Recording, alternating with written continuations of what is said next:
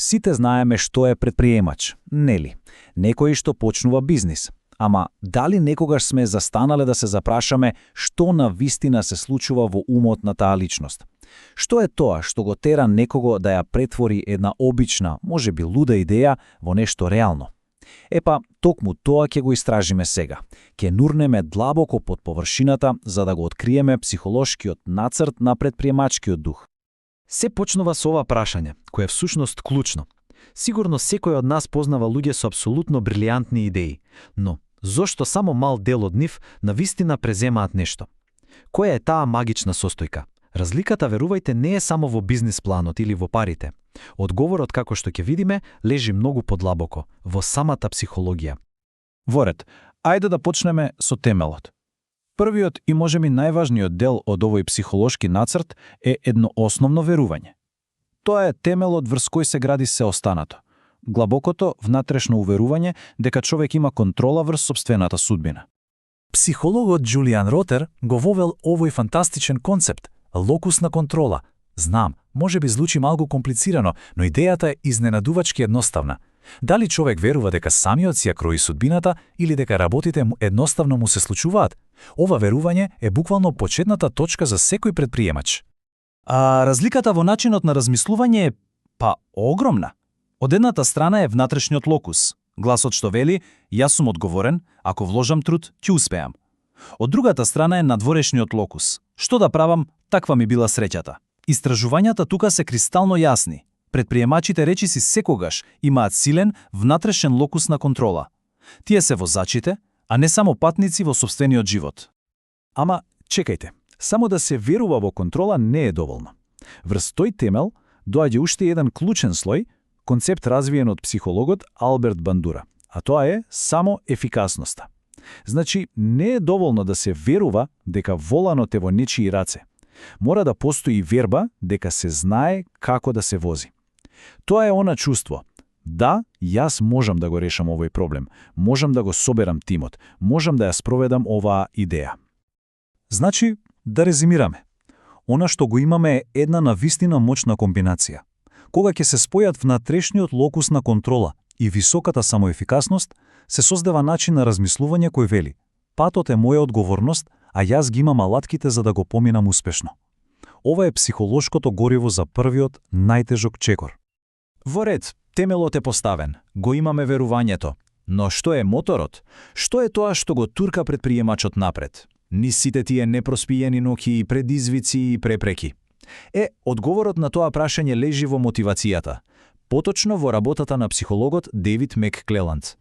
Мекклеланд идентификувал 3 главни мотиватори кај луѓето, но она што е фасцинантно е дека кај предприемачите еден од нив е апсолутно доминантен.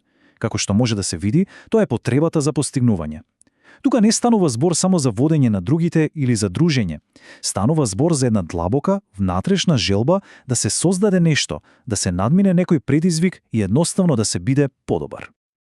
Ајде накратко да ги разгледаме. Потребата за моќ е желбата да си има влијание. Потребата за припадност е желбата да се биде дел од група, да се биде прифатен. Но потребата за постигнување тоа е нешто сосема друго.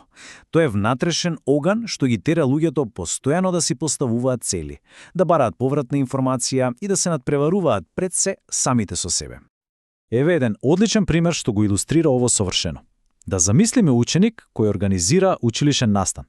Некој со доминантна потреба за припадност би сакал само да биде дел од тимот, да се дружи. Но ученикот со силна потреба за постигнување сака да го направи тој настан најдобриот што некогаш се случил во тоа училиште. Тоа, во суштина, е предприемачкиот мотор. Добро, имаме верување и имаме мотор. Но кои се специфичните алатки? Кои се оние црти на личноста што предприемачите најчесто ги користат за да успеат? Па современата психологија ни нуди една одлична рамка за да го разбереме токму тоа. Ова е моделот на големата петорка, кој денес е златен стандард во психологијата за разбирање на структурата на личноста. Важно е да се напомене дека ова не се типови, како хороскопски знаци. Ова се 5 димензии, 5 скали, на кои секој од нас се наоѓа некаде. А кај предприемачите, одредена комбинација се покажува како особено успешна. Ајде да го разложиме ова малку. Високата отвореност носи креативност. Способност да се види решение таму каде што другите гледаат само проблем. Совесноста, ова е апсолутно клучно. Таа ја претвора фантазијата во план, во акција, во реалност. Екстраверзијата, секако, помага да се продаде визијата, да се изгради тим. И можеби најважно од се емоционалната стабилност.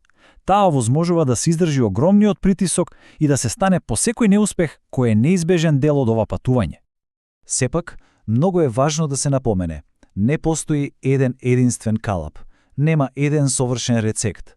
Овој психолошки нацрт може да се состави на многу различни начини, создавајќи сосема различни типови на предприемачи и лидери.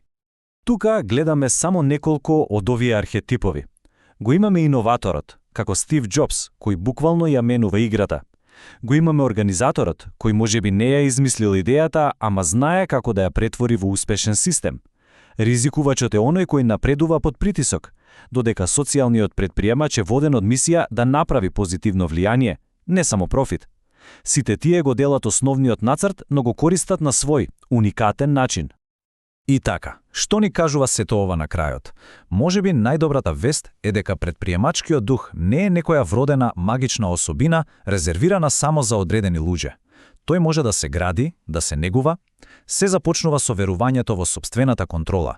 Потоа, доаѓа негувањето на таа желба за создавање, разбирањето на сопствените силни страни и, можеби најважно, гледањето на секој неуспех како лекција, а не како крај на светот. На крајот, целава оваа анализа не остава со едно отворено провокативно прашање. Без разлика дали целта е да се изгради глобална компанија или мал локален проект, основните психолошки принципи остануваат исти. Вистинското прашање што секој треба да си го постави е: кој дел од овој нацрт е прв на ред за градење?